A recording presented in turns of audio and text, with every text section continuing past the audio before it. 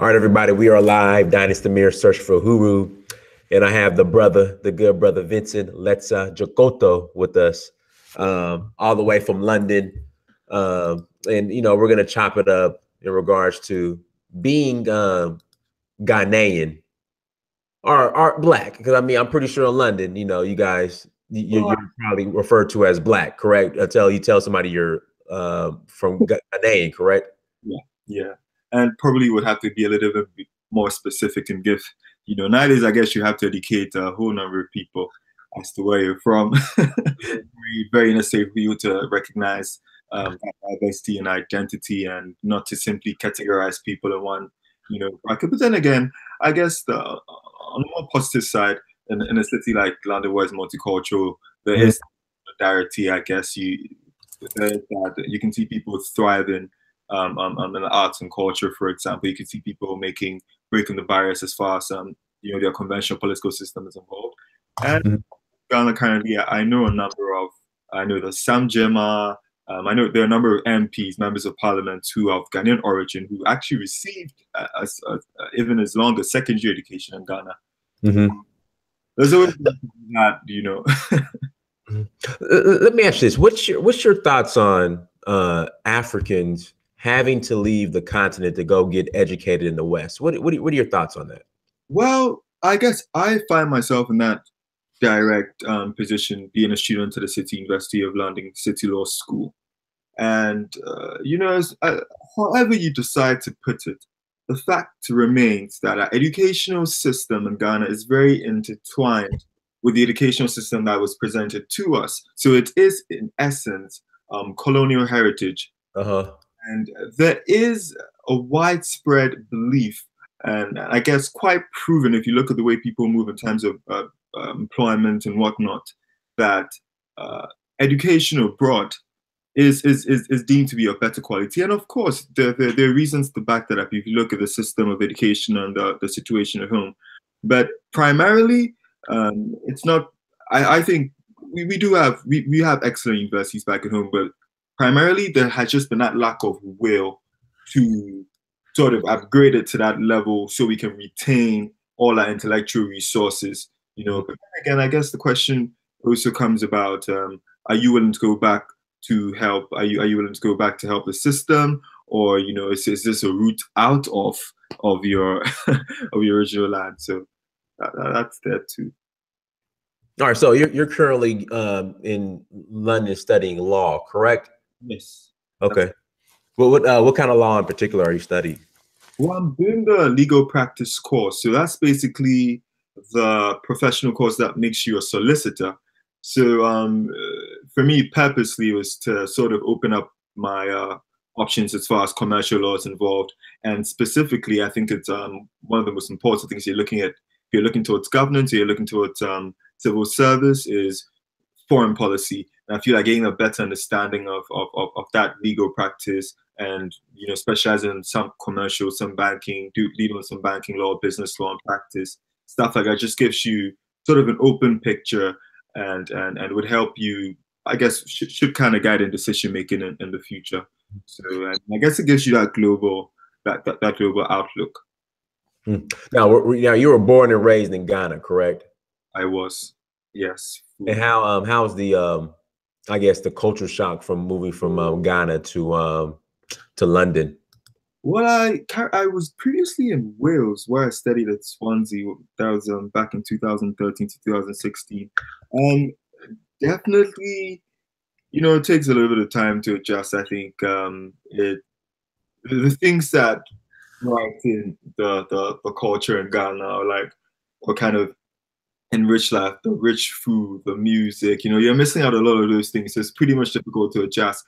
But for me, in particular, I guess it was sort of a time of searching and self-education. So surprisingly, I was finding a lot of access to materials and libraries concerning our own history that weren't actually as available back at home in libraries. So you can get, I got quite caught up with that, but that kind of like helped me get through and kind of just go by. I've always been very much focused back at home and kind of knowing exactly what I want from the educational system here, I guess, and also being quite young. You know, you're quite sponsored in that sense as well.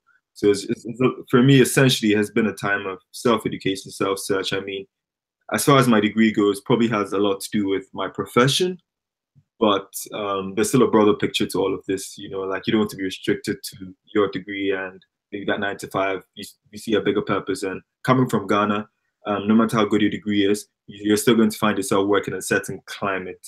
You know, so it's very essential that even away. I mean, it's being in London now, I guess, as opposed to Wales. In London, I guess you're much more exposed. There's huge Ghanaian culture thriving here in terms of music.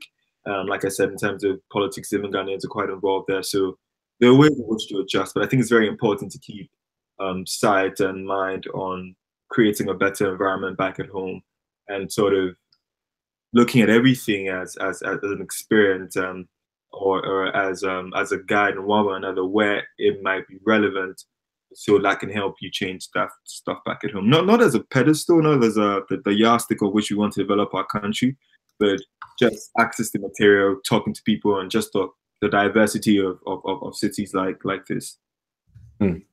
What I mean, do you plan on staying in London permanently, or are you going back to Ghana once you finish your schooling?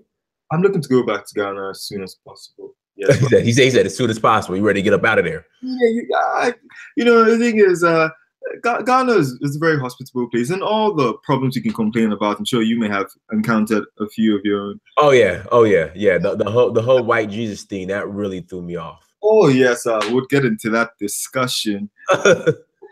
But certainly there's that affection because, as you know, there's a certain urgency to solve the issues we have at home, and you almost feel as though when you're away, you're missing out on the process. Now, when I finished my undergrad, I actually worked in a court. Yeah, I also interned at the Ghana Armed Forces for a little bit and did some work on radio.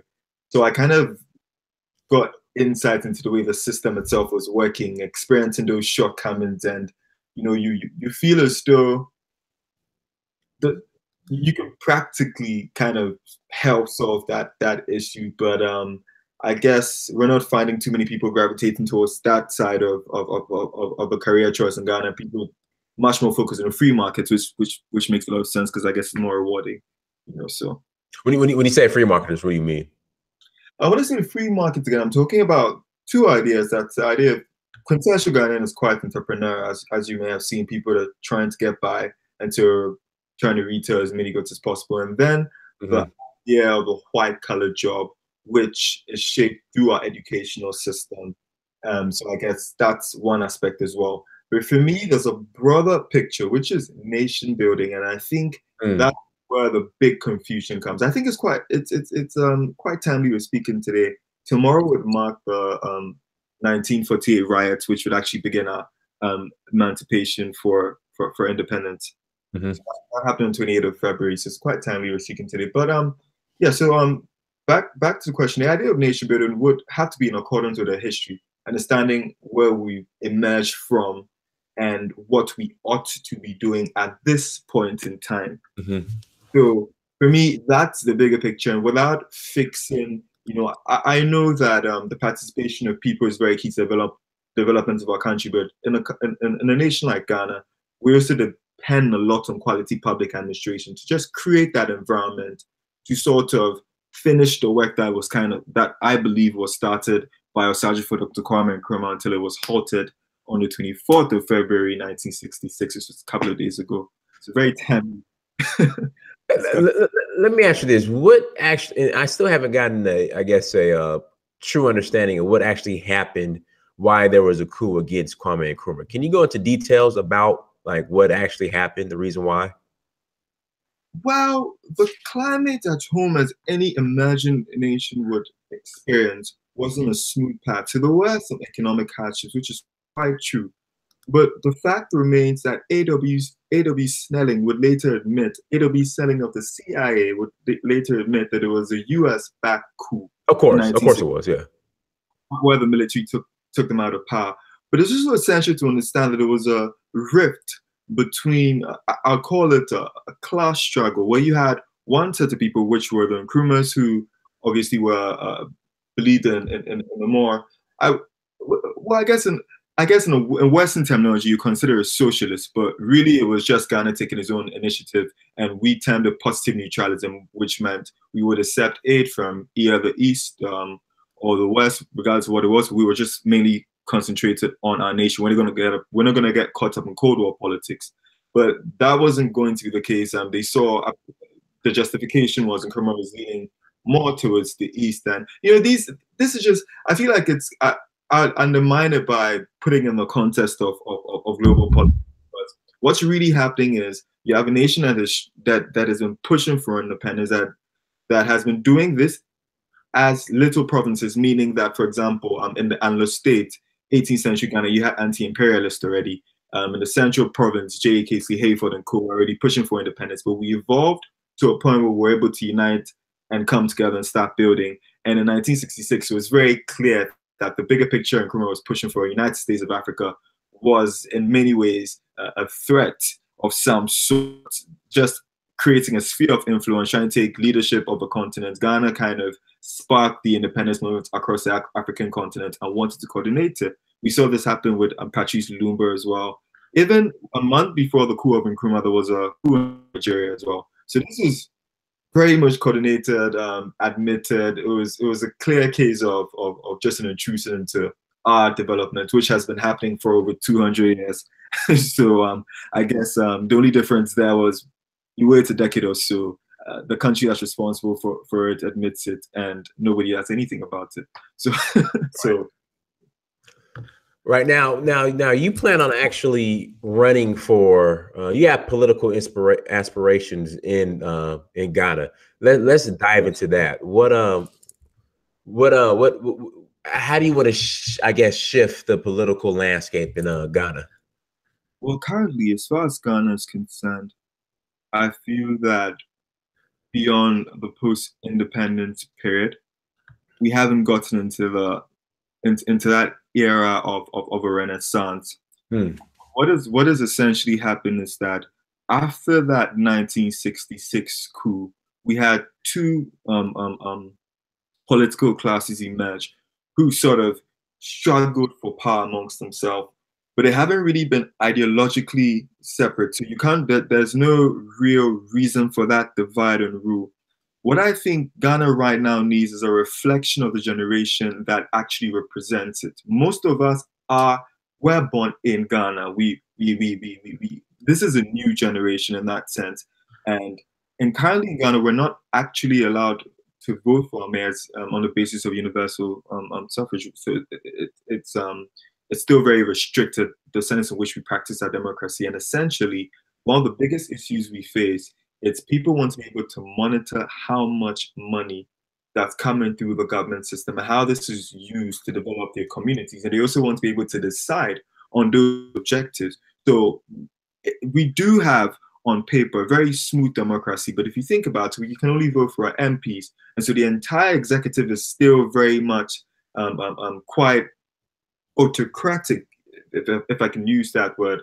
So essentially, my political aspirations of going for Accra is geopolitically, that's our capital city. That it's also, I would say, one of the most diverse cities, considering that you have people from all the regions and all the tribes coming to Accra. It's a microcosm of Ghana in one sense. Everybody sort of belongs to it, even though majority of the people that inhabit it are not from there. So I consider it a very post-tribal city as well. And so it's the reason why I have considered that particular city to sort of kind of usher in the politics of the future, sort of break away from the typical partisan ties that have binded us to a history of the past, sort of break away from that, bring together a new generation of nation builders and involve them in nation building directly. I believe that it's really an administrative problem. We have had visionaries lay out brilliant ideas for us. We have the human resource to do it, but it's just about the initiative. And I think that once it starts from the capital, once we're able to prevent the politicization of this new sort of barrier of our democracy, there's a bigger chance that the change that we seek would which we much within reach than it seems currently. Brother. In fact, I need to do a show, hopefully this weekend, with you and a Winnie Baba. He's in Ghana as well. He just made a comment. He said we need to look forward by now. It's clear that Africa needs to do for itself. Some elitists in Africa have gotten rich and they don't give a damn what happens to the rest. Right. Well, that's actually very true if you put it that way. I think what's going on in Ghana is you have a clear case where you can tell there's obvious exploitation of the mass of our people, and there's not really an intervention as far as government is concerned. You clearly see a culture where we're kind of reluctant to change popular perception. So as far as things as Christianity are concerned, as far as this idea of Pan-Africanism is concerned, even though it's a very popular topic amongst people that are politically conscious, so that's not surprising, you don't see that reflect on the broader scale. You don't really see that initiative to change the mentality. And we haven't really tried to, even though we call ourselves an independent nation, we haven't really tried to break away from the systems that have kind of held our masses down, held us in poverty. And, so I think I can agree with that statement, definitely. It's unfortunate. I think we need to do another show on this question and make it a topic that I'm about to ask you. Do you feel that Africans as a collective are serious about Pan-Africanism, or is it just primarily, we'll say, Black Americans or the diaspora? Well, I think that perhaps rooting itself in the knowledge of Pan-Africanism hasn't found, its way to a lot of people, but you can tell that identity is very common. Like I said, even though people might not express it intellectually, it expresses itself in the arts and culture, expresses itself in fashion, for example. So, but the real education of it, the base of it, like treating it as a doctrine that it ought to be, and sort of propagating the gospels that have been passed to us by the Osage-folk, the Crime and Criminals, hasn't really, in Ghana you have the Du Bois Center, you have a lot of, there's an ongoing discussion, there's a community for it, but that hasn't got, like I said, it's very difficult to push an ideology like Pan-Africanism through a country where people consider themselves more Christian than Ghanaian, or more Muslim than Ghanaian, or more from their tribe than Ghanaian. The idea of being Ghanaian is kind of intertwined with being a Pan-Africanist. But with all of these other leanings, it's quite difficult to make this a priority, as put this in the forefront of the minds of our people. So, that's an ongoing challenge, and I guess also living it and exuding in your everyday habits and in your lifestyle, is also another area that is also developing slowly. But in this era, I think with this generation, it's become much more popular. It's become an ideal. People are identifying with it more and more, and it has potential to really grow stronger if the leadership can personify it very well and sort of drive it into the mentality of others. That would help, but we haven't seen that so far. Somebody just asked a great question in the chat room. Where is it? Do you fear political miscarriage in Africa? Young politicians are perceived as a threat, especially by the establishment. African leaders are very old. Yeah. Do you think they fear or are intimidated by younger, aspiring politicians at all? It has been the case. Even when our first prime minister, first president came, he came with a relatively bunch of young guys in their early 30s and their 40s. Today, right, we have an old guard in power. You look at the average age of a Ghanaian against the leadership. No matter how good your vision may be for the country, if you're looking at the administrative caliber that we need, that exuberance that we need to drive a country and take, that appetite for risk is lacking, because it's a generational perspective that they may have been able to have had experience with, but might not be able to connect with as much as we do. And as a youth activist in Ghana, definitely you get told a lot to, you may be exposed to information, you may have the political will, but the system sort of stifles you if you're considered too young. Hmm. Um, Honestly, nobody is blind to the hardships. I think it's only a matter of time till people realize that we do need a new direction in our politics around the continent. That this what we consider a more enlightened group of people should take more action. I think for a long time we've known the solution. People haven't really, like you said, people haven't had that revolutionary spirit to execute it. And I believe that this is one of the situations where it would take a certain kind of individual that understands the sacrifice, the greater sacrifice of doing something like this for a nation, and then you'd have to hope that is accompanied with support, So if we really look at the decisions that it took to usher us even into this era of democracy where we enjoy political independence, even though we don't have any economic independence, if you look at the efforts that were taken, this wasn't based on dialogue.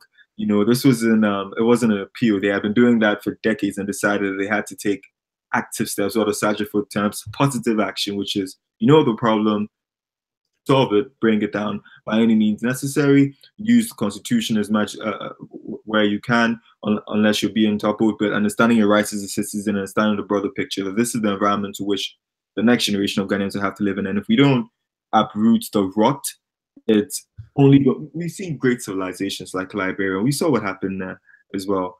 When you keep doing this and you keep broadening the class struggle and the masses are toiling and the masses are suffering, it's only a matter of time till you're kind of destroying your own political climate and sort of destroying the idea of our sovereignty. And I think it's the urgency to build is because it's a threat. No matter what bourgeois aspirations you have, it leads nowhere if the country that we live in can be plunged into possible conflict just because of failure of governance. So, it's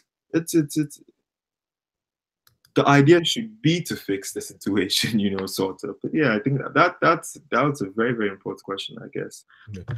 Hey, let me give a couple of shout outs in the chat room real quick. Hey, Charles, thank you for the super chat. Yami, thank you for the super chat. Melanoid Warrior, thank you for the super chat. And this is a little bit off topic, but what are the gun laws like in Ghana? Like, out here where I'm at in Georgia, I could walk into a store right now and buy a gun in 10 minutes. How is it in Ghana? It's not as accessible, but it's produced. There's certain regions, for example, in the Baltimore region, there's a particular town that's credited with producing arms. What we have a problem with is getting them licensed. So there's a lot of locally manufactured arms. Now you see in Ghana, you have a lot of skilled craftsmen. So people actually assemble their arms and sell it. This is not necessarily because obviously there's an illicit market as far as it's concerned, but you have to understand that most of it's in a context that hasn't been formalized. So these people would not exactly have registered it, but there's an availability and something we tackled. I had to comment on that situation, I think last year, where it became quite apparent that some people got access to weapons that were coming from the police, or so you have situations like that every now and then. But I think it's quite sound. Recently, we've had a lot of robbery attacks I've been reading on the news, so there's definitely a need to put that in check. But largely, it's not as accessible. It's not popular culture. Definitely not. It's a burden to have. There's constant search for ammunition if you're in a capital city, for example, if you're driving through. So we're quite strict on that. Okay. Yeah. So basically, don't get caught with a gun if you have one in Ghana for the most part. Outside of your house, maybe, I'm guessing. Is that what you're saying? No, definitely. It's not normal to. If in any case, it's normally criminals. Okay. But now and then, if it's licensed, then you do have a reason to have it. Yes, but it's not a popular thing for people to be armed. Okay. Winnie Baba made a comment. He said he doesn't agree that it's an administrative problem. We have brilliant administrators. We have a lack of political will. We have stubbornly refused to industrialize. Where will the jobs come from? You want to build on that? Definitely. Now, this is where you put the idea of nation building and administration into context. Now, before we had, and I'm making this a historical reference, which that 1966 coup. Before we had that, we had embarked on industrialization. We had Ghana, and we had essentially raised about 500 million. We had about 500 million of our own money before going and seeking foreign aid, and um, that was to build the Akosombo Dam, right? And after that coup, we had a government that fully depended on the IMF and the World Bank for those things. Now, these two governments, that's one consisting of Osagyefo cabinet and Belema, who was responsible for the VRA, and then looking at the government of Buzia that came into power, both had good backgrounds education. Were both had political. They both wanted the same thing for the country, but they approached it very, very differently. That, and I would agree with the sense. Political will, maybe not. Political ideology, probably yes. That Osagyefo ideology of wanting independence encouraged him to go on with his own personal funds because he knew that even though he could have access to more, he didn't want to owe as much. Now, the next government that came, fully, even though also had political will want to go for the country, went entirely for a loan and then put the country in a situation where by the time it was throughout the 1980s, we're still paying for that loan. So sometimes it is about the administrative quality backed by a political ideology. And I think that if you're grounded in the idea of Pan-Africanism, not just in arts and culture, but in the real philosophy of Pan-Africanism as Nkrumah preaches to us in neocolonialism. I forget the exact name of the book, but he talks a lot about like our economic policies and routes that we can take to ensure that while we're developing, we still protect the sovereignty and we still remain responsible for the way in which we want to steer the affairs of our nation. So yes, administrative quality is it's very, very key. Now you talk about if we have good administrators. If we have good administrators, you wouldn't have a situation where entire metropolitan district, for example, in Ghana, doesn't have adequate infrastructure. These government officials work in very prominent multinational companies before going into government.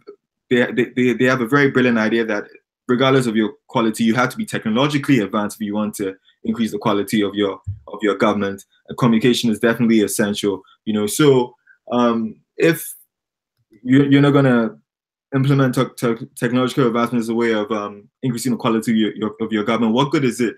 If you've been to a good school, if you had a good CV, if you want you're on the seat of government itself, you can't bring that experience on board. And if that experience is brought on board, I don't think we would have the issues that we've been facing, to be honest. You go into public institutions Ghana today and buildings are coming down, and you have recently attorney generals complaining about offices being renovated, which I thought was a little bit awkward because we vote you into power to solve those issues, not to complain back to people about them. So yeah, administration is quite key. All right, so somebody, Yah has a question. His question is, what about Nana Addo's one region, one factory promise? Who helped Ghana do this, Europeans or Asians? Well, I think that's a very important question.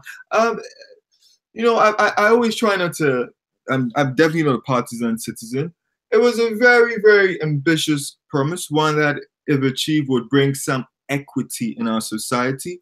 But as to how this is going to be funded, already we've seen public-private initiatives, and it's very clear that we're going to be dependent on foreign enterprise. So I don't know if that's the most viable solution, but here's where one of the reasons that I was inspired to, for example, advocate for us to actually vote for metropolitan executives and have more control as far as the executive is concerned. Because if we're going to spend $1 million in every single constituency, and there's no check and balance on how that money is being used or where the sources are coming from, how are we supposed to ensure this accountability? It's been almost he's only been in power for shortly in 2 years, so I guess we'll have to see how that's being implemented. But I think if we have the funds to do that, it's been set out in the budget, but clearly how it's going to be executed is probably the most important part, if it's going to be sustainable or not, because we see this in Ghana all the time and also across the African continent. Is the fact that you come and put a little structure or give something little doesn't mean you're creating long-lasting change. Of course, it is a way of helping the system, but it has to be more thought out. It can't be on the basis of winning a vote. Just like, for example, the idea of Ghana having free SHS. I support it, but on what educational curriculum? What's the quality educational curriculum? What are the materials students are using? we can make a step, but we have to make a step somewhere. It's not just about taking steps, because that's what happens all the time, and things are not coherent, so that we're not gravitating towards a bigger picture. We're consistently being defensive with our policies and trying to save us, instead of thinking about building forward and having a clear path towards achieving this. So yeah, one district, one factory. Elaborate idea, but I just hope it's not just political rhetoric, because that's really implemented, we should see the living standards in the country, grow up. And I guess his money gives him 2 more years to achieve that, to build factories all across the country. In 2 years, we'll see how that goes. And then, so let me give a shout out to Chris. Chris, thank you for the super chat. John Brown, thank you for the super chat. Now, as far as the building the factories, will these be, I guess, Ghanaian branded products, or are you talking about bringing in multinational companies to come in and you guys build the factories for them to produce their products and services? Government is still yet to clarify how, or the basis on which there's going to be construction across the regions. I mean, it is my aspiration that a lot of this we should use a lot of domestic initiative.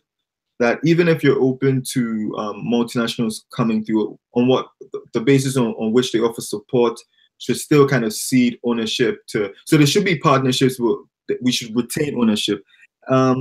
Also, we're yet to see if the Ghanaian domestic economies are going to be responsible for this, because government talks about helping SMEs and helping startups, helping established companies. So we're yet to see if there's going to be a coordination between indigenous Ghanaian businesses and the government, or if we're going to just receive, just a lot of money from Western countries who are going to establish themselves, and we're not really going to see any ownership. We're not going to really see how that's going to last in that particular environment for a long time, without any foreign influence.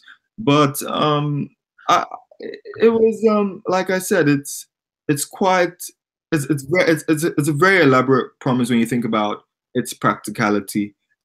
There's no doubt it can be achieved, but the question of what kind of factories adequate for the districts in which you're talking about is also important. And for example, in a region, if you spend maybe more money in the regional capital, it can have an effect on the entire region, for example. But putting $1 million in every constituency, I don't know. So we had to see it, but I hope that we seize initiative and domestic enterprises get involved, and it allows the free market to Ghana to expand and flourish, even more. But I guess today, with our modern democracies, it's very difficult to reject. They're going to say it's not competition. They're going to say the Ghanaian economy is not opening up, and the next thing you know, you're getting slapped with all sorts of, Sultan had a question. He wants to know, do you think, what are your thoughts on the African Union, and should the African Union include the Arab countries? Well, yes. If the African Union currently even includes Haiti, I think, why not? This is a continent. Now, are you sure it includes Haiti? Like, did that actually happen? But the African Union, I know, yeah, we did open up to membership, and I think they are members. I think we can clarify that. But yeah, I think okay. Yeah, I don't think they approved them. I don't think. I could be wrong, but I don't think. Yeah, I stand corrected if that's the situation. But just to go directly to the question, I would have hoped when that proposition came up that would have been included, because that would have allowed us to further build on with interconnecting the diaspora more and more. But yes, of course, it should. I believe that when the African Union was founded, it did include, Northern African countries, and it is one continent at the end of the day. And I think there's collective power. I think even when we had, for example, when Gaddafi was alive, and he was a strong advocate of that idea as well, that we shouldn't bring this divide of sub-Saharan Africa, and we should look at ourselves as one continent, develop as one economic unit, and sort of rely on that as a way of moving forward. There's every need to have strong alliances in our continent. What you find is a lot of African leaders have alliances that stretch far beyond their borders, and it's more progressive to sort of help a region. Because one thing that whatever affects Northern Africa eventually would affect Africa. And recently, we've seen it. Ghanaians migrating there for work and all of that stuff. So there's a need for us to keep that connection and be under one umbrella. See what we got here. Oh, let me ask you this: how do you? And someone just asked the question. Yeah. It had to do with the diaspora. Okay, here we go. Do you think African leaders have faith in the diaspora in regards to us playing a role in rebuilding Africa? Because it just doesn't seem like they really initiate any type of, I would say, fruitful dialogue as far as the actual leaders in regards to getting the diaspora to come back and help build Africa. It just seems like they run in China and Europe and That's funny enough. My most recent article, I actually releasing that tomorrow, with the Enjoy magazine, covers that. I was actually arguing for that. I think that's a very brilliant question. Whoever that's coming from, again, shout out to them definitely, because that's something that's something I agree with, and that's something I've also been advocating, which is instead of looking to the traditional countries, that's the United States of America, England, France, for opportunities, there are markets in the diaspora. Why not share expertise and our technical skills in the diaspora? Why not bridging that economic development? I think I see, being in Ghana, living in Ghana, I see more passion. I can see a spirit of unity within Ghana, for example, Africa in the diaspora, much stronger with the West. People do come back. People do come back and engage in our culture. There's a need for us to foster that relationship and make it materialize. And I think we're losing out a lot of expertise. While you have people offering support, genuine support, who can be part of that ecosystem, who can be part of that society, we kind of snub that and put ourselves in a position where we're begging, for foreign aid. So you kind of turn a blind eye to people that are willingly ready to support you, and going to people that you have to convince to support you. So I think our societies are quite linked, and there's every reason why we should look more towards that as far as our music's concerned, arts and culture, politics, just our economies, more importantly, because there's a lot we can do in terms of that. We should look more towards that, definitely. Okay, let's see what. Well, now since you've been in Ghana now, just to shift it a little bit, you've been in Ghana now. I'm sorry, not Ghana, in London since September of 2017, correct? Hello. Yes. Just overall, how has your experience been in London? Like, what if just overall, would you recommend? In fact, here we go.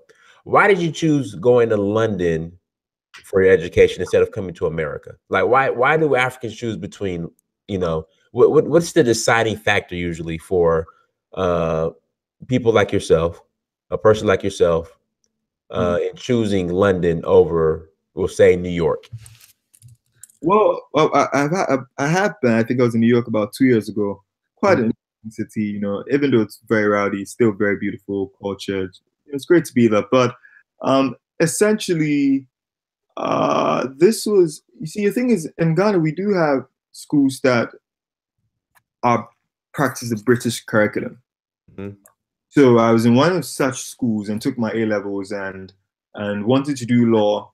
After the A-level system, it's really much a British institution. A lot of people decide to take the SATs as well and go to America. Depends on your career choice. I guess America offers a very broad educational system where you're allowed to explore more, pick from a variety of options, while the educational system here is much more straightforward. Is you pick something, specialize in it for 3 years. But I think the bitter truth of the situation is what informs the decision to depart the Republic in the first place in pursuit of education in a foreign land is that, once more, the bitter truth is it opens up better opportunities as far as employability is concerned, and it's something that's pretty much rooted in the educational tradition of the country. See if we got any more questions in the chat room. Everybody in the chat room, thank you for joining us this Tuesday night. See what other, I know. Winnie had made a comment. The One District, One Factory initiative is public-private partnership. So the Yeah. government is essentially facilitating the establishment of factories by mostly foreign entities. Let me ask, and so let's, in regards to this statement he just made, is there a mindset in Ghana that Ghanaian made products are inferior to, we'll say, products made from even China? And the reason why I ask that is because, from my understanding, Tatanka, like the main, like the manufacturer of trucks in Accra, am I correct? Mm-hmm. Like, people believe the quality isn't as good as, say, another vehicle from Europe. Can you speak on that? Well, I think we've made an effort to shift away from that. It's something that's ongoing. People are taking more pride in what's produced by Ghanaians today. Um, uh, but what we're experiencing is that foreign products that are in our markets happen to be much cheaper. So it's more of a situation where Ghanaian business, indigenous Ghanaian products are finding it more difficult to compete with these businesses. For example, with Kentanka, it's a brilliant innovation. That's a Ghanaian-made car. Right. But if they can compete with German-made cars and Japanese-made cars, and I guess that's where it comes to mentality, having more preference for what's produced by ourselves and increasing the proportion of what we consume that we produce ourselves. That's extremely important, but I think it has a lot to do with the confidence we have in our own products and an influx of foreign goods as well. So it's it has to do with both of those. But I think nowadays we're promoting Ghana Goods a lot. I think the trade fair is coming up again, where that's another opportunity that we're going to use to promote Ghanaian goods. You have a lot of initiatives of this kind as well to kind of promote what's made in Ghana and encourage people to consume what we've made our own selves. But largely, as you may know, as you may have experienced, definitely the country is flooded with a lot of manufactured goods that we don't manufacture as much, and I guess that's another fundamental reason for. That's an African issue. We don't manufacture anything. I mean, that's pretty much across the board. And then buying for a more expensive price. So industrialization, that has been the big question as to how we do it and how sustainable this is something we ought to be striving for. We're still in an era where this one is one factory, no matter the good or the bad. The big point I'm trying to make is it hasn't really materialized yet. We've had these promises. There's every indication that government will make efforts to do it, but to where its value and its impact in society, it will take a while to. I think it's very important people raising some of these questions. That's foreign companies coming in and taking over, because that's what's been going on, for a long time now. But it's also very essential that you have economic oriented organizations, indigenous free market enterprises in Ghana exerting that influence on government and expressing that interest to be involved in that process. Because if Ghanaians are not going to build their own, don't have the privilege of building their own country and getting a reward for it, and who else should? Why should, if we're not doing well as a country, you then give the economic benefits to somebody else and expect us to only feel the social impact? I think it should be a wholly administered Ghanaian process. That's something that depends largely on the citizenry and how much force they can exert on the government. I think even though we are ahead, we don't take as much steps to ensure that the people that we have put in the power adhere to our own demands. And I think in Ghana, there's a great gap. People don't almost, there's a myth around the presidency. They sort of wait to see what happens, but it's a process that we're all involved in, especially for a country as infant as ours. And people need to be more politically involved. People need to make their concerns heard and not let these things just slide by. And should they slide by, there is a court that we can go to. So I think there's a need for action in terms of keeping government accountable, because that is the check and balance that's available to us. And while we can complain, there are so many ways in which we can directly get involved. So yeah, certainly for example, I organized a conference in 2016, bringing a number of young people together and basically saying to them that, look, we know what the issue is. We cannot succumb to the system. We want to change the system. We need to act on it, get involved, and actually, take whatever necessary actions that need to be taken to achieve a result. So, I mean, I know a lot of charity in Ghana has a lot to do with the UN and all these foundations and all of that stuff. When my organization did its conference, our funds were internally raised. We relied on indigenous corporations that had reached, the level of international standards, so there's a pool of resources. We can learn to depend on ourselves and rotate between our circle of intellectual resources, financial resources. It is very possible for us to build independently. And it also kind of regulates our dependency. No one is saying you should not be exposed to foreign commerce and partnerships, but the extent to which we're locked with that is quite troubling. It compromises the entire idea of Ghana being an economic independent country, meaning we essentially cannot survive without depending on forest capitalist wage, and that's very disturbing if you think about it. See what else we got in the chat room. Any more comments? Let's see here. Somebody said that Haiti should be admitted into the AU pretty soon, so that would definitely be good news. Hopefully the I don't know. Hopefully they'll recognize the Black diaspora here in America as well. I think that's extreme. It's quite sad, and the burden Ghana was left with was with a promise. This is a country that had Malcolm X, Right. with Nkrumah, Martin Luther King. Look, we had the best of the minds, all in one room, building on a civilization, and you can see the remnants in Ghana today. Even though they haven't been taken care as much, you still see the libraries, you still see the resources, you can still see the legacy they've left. And to think that was only in execution for 6 years to have made this impact, it makes one think that if we were to carry that mantle, act in that spirit, and be unapologetic about it, how far can we succeed? So, I mean, it's it really does depend on will. I think in our present time, with people being much more liberal about the idea and quick to call any kind of Pan-Africanism extremism, Right.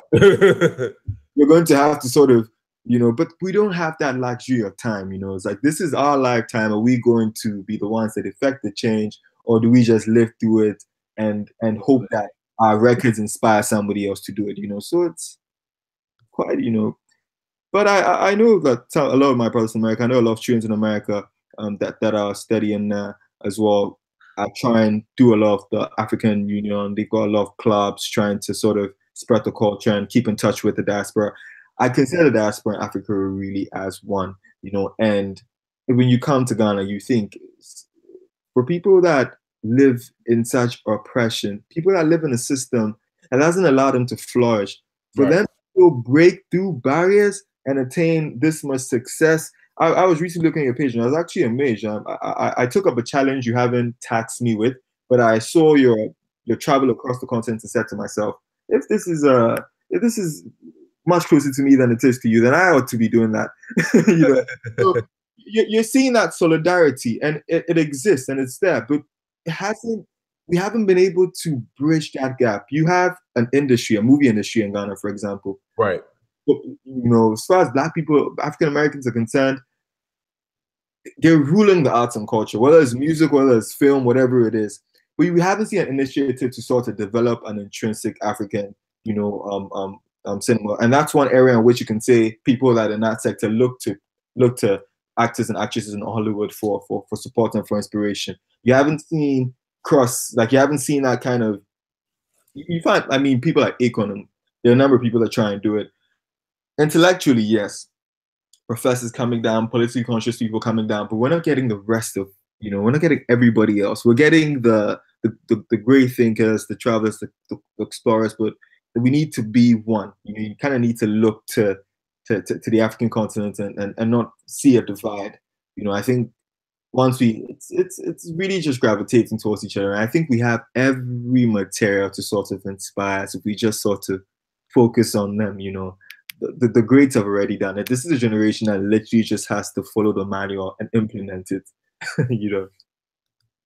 No, I agree. Let's see what else we got in the chat room.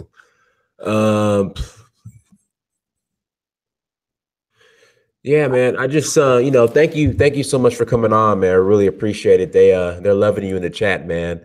The purpose, the objective of this page is Chris, I'll ask that question here in a second. The objective of this page is to connect the build a bridge between the diaspora and Africa. So, I think the issue with that is, you don't really have platforms where both sides are actually dialoguing.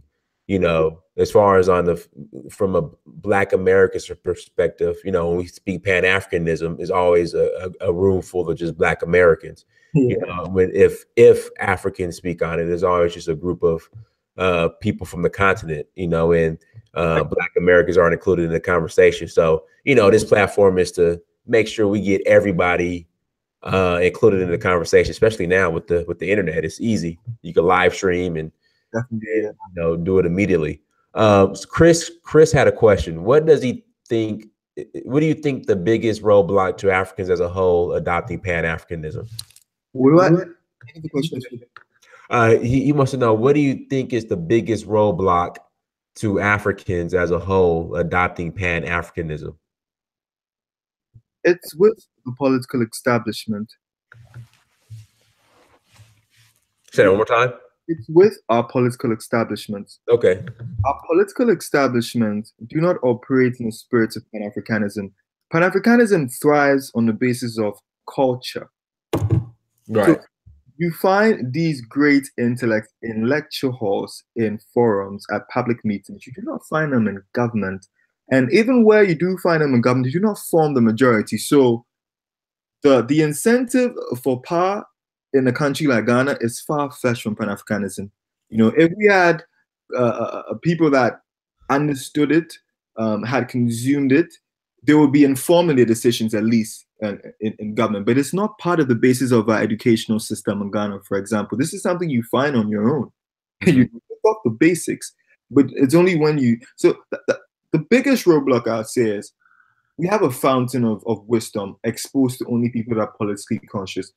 Now, how do we numb that down and get to the people that might not necessarily have an interest in politics? What's the most accurate way to spread that ideology across, to make it as easy to consume as maybe the average person you meet that might be a Ghanaian patriot or an American patriot? Just make it as simple and let people consume it. I think that's the biggest problem. Politics, very different from Pan-Africanism in Ghana, but that should be our idea of politics. But instead, it's capitalism, or it's socialism, or any of these other things you can pluck out of a class in any of these Western universities. It's crazy. I want to give a shout out to Akintude Bowden. Thank you for the Bowden. Thank you for the Thank you for the super chat, brother. Man, let me ask you this. This is my question, Letsa. How do you deal with the weather change? I mean, I'm in Ghana. The weather was beautiful. I get back to America. It's snowing. Like, how do you handle that? It was snowing 2 days ago. It's been ridiculous. Oh my God, I don't see how you can do it. I've had an interesting amount of layers of clothing on with no disregard to my fashion sense in pursuit of being comfortable. So hey, it's not the best thing. And the lack of the sun, for me, that's a huge thing. Being from a tropical connection, it's definitely the most obvious thing that sticks out is the lack of sun, the lack of energy from the sun. It's weird, it's almost not your ideal climate once that's missing, to be honest. And it kind of like there's a deficit in your energy. I definitely feel it, So that's big things. Hey, brother Lawrence David wants to know: are you familiar with and I might butcher the name, please forgive me, Achimota School, Achimota School? Are you familiar with that?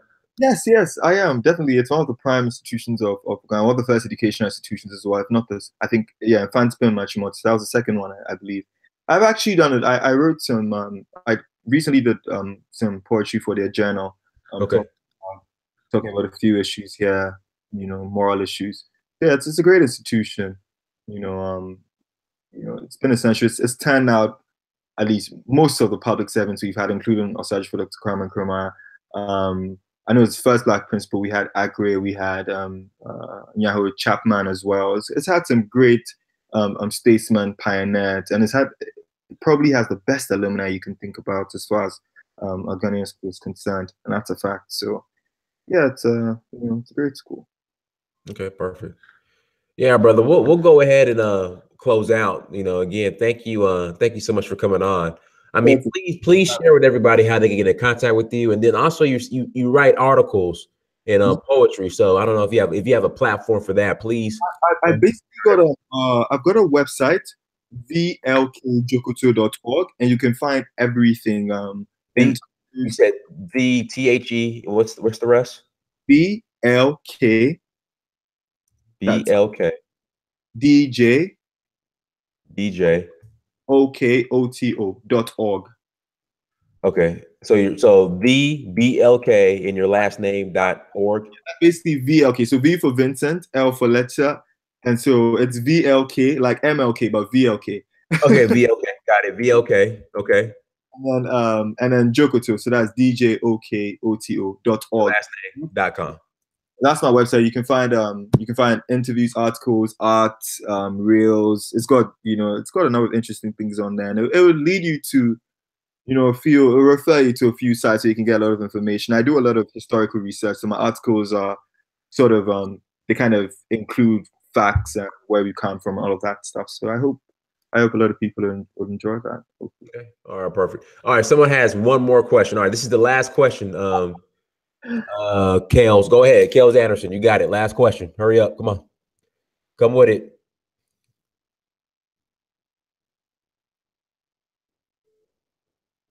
Kales, you said he had one more question.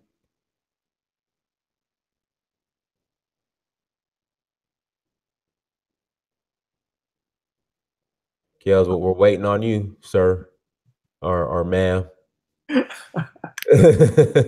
He said last question, bro. So I'm guessing he has a question, or he might have just been saying. Okay, here we go. I don't understand your question, Kales. Who's he? Well, okay, I'll ask it, and then hopefully you might be able to break it down. Do you think Ghana will be destabilized because I'm guessing he's referring to you are going everywhere? Because okay, Kels, I don't understand your question. Who's I? I mean, do you think Ghana will be destabilized, established? Do you think Ghana will be destabilized? I guess he means destabilized because I don't know what the brother means. Kels, you got the president. Okay. Do you think Ghana will be destabilized because the president is going everywhere as far as meeting with everybody? Well, I was recently meeting governors in the USA. Well, I guess the foreign minister, he's on an international scene looking for investment and anything of that sort. That has been the direction of his government. Foreign ministry made it very clear that they were moving on a policy of economism. They were looking for economic partners, and I guess that's the principle that's guiding our current administration. We're going to be stabilized. I think not. I think we've had 5 successive military coups d'etats. We've learned from the history of military violence, and there's a huge will to preserve the fourth republic and our democracy for that matter, so but perhaps in any likely situation, and I say this with the biggest disclaimers, if anything was to go wrong, it would be a democratic coup d'etat, not a violent one. Okay. Man, I still gotta get. Oh, do you have a YouTube page by chance, or they're asking like, do you have your own podcast or? So basically, my website literally has.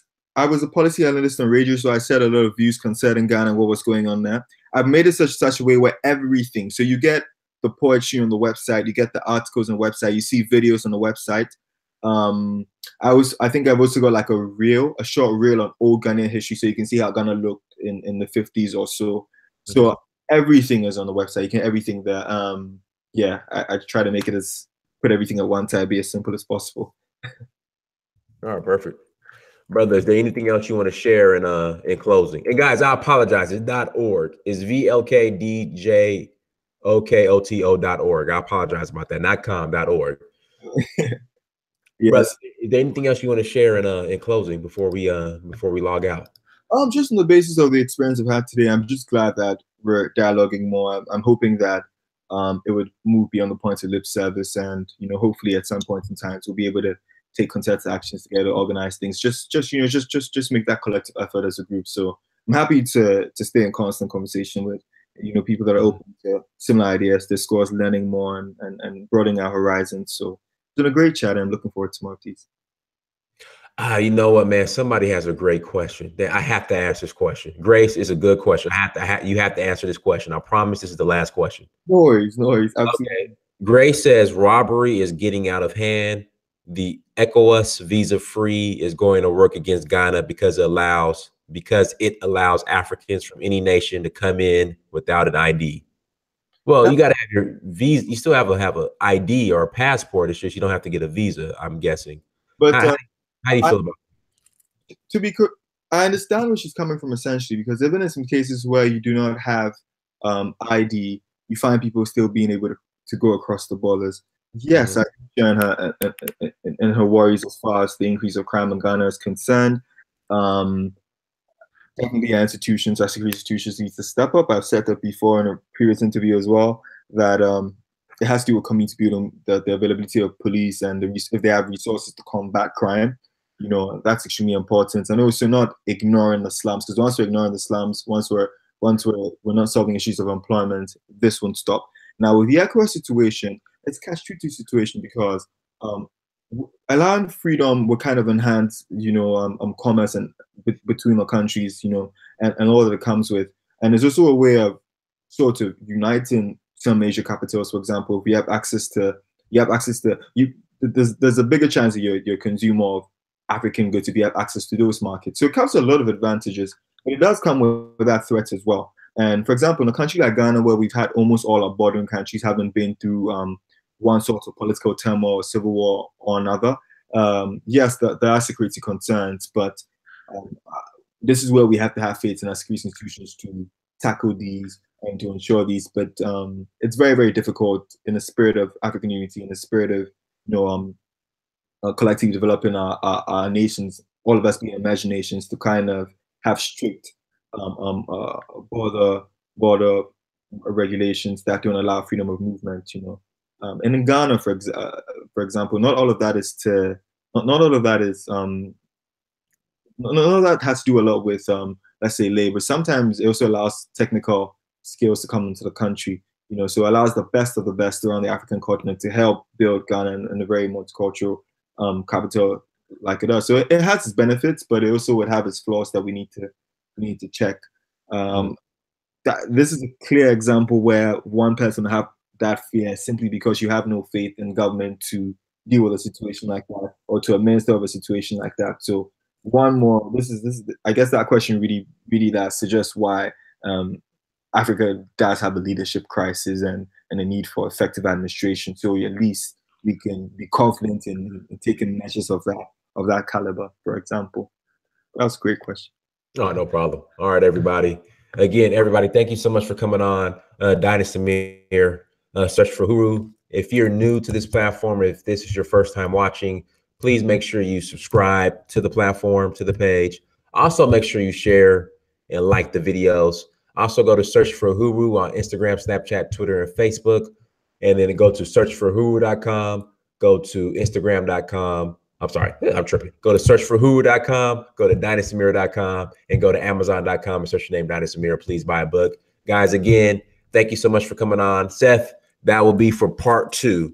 When the brother comes back on next time, I'll ask that question. So until next time, family, thank you so much. We love you.